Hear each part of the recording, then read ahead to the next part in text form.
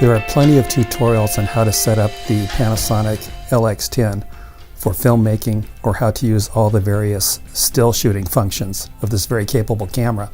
But a lot of people just want to use it as a point and shoot camera and don't care about all of the fine-tuning aspects of each mode on the camera.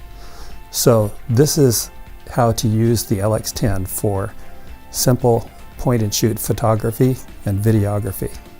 The first thing you want to do is set the mode dial on the IA position, which stands for Intelligent Auto.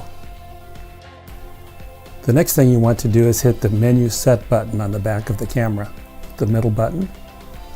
Then navigate with the left and right, up and down keys to the top position, which is the Intelligent Auto button. Then arrow over to the right and select the option on the right, Intelligent Auto Plus. So the next step is to arrow to the left and down to the movie camera icon.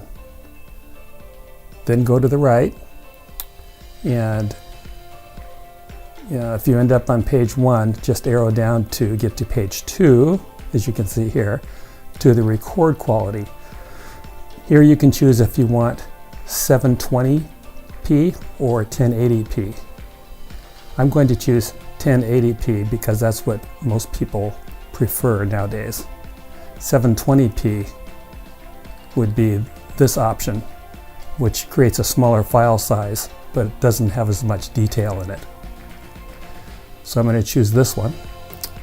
Now the only other thing you need to do really is arrow down to continuous autofocus. And you want to turn continuous autofocus on. And that's pretty much it. Now you can hit the escape button down here. So now all you have to do to take pictures with your LX10 is to power it up, turn it to the Intelligent Auto position, and then use the shutter release to take a still picture, or use the red video button to take a video. Pressing it again will turn the video off.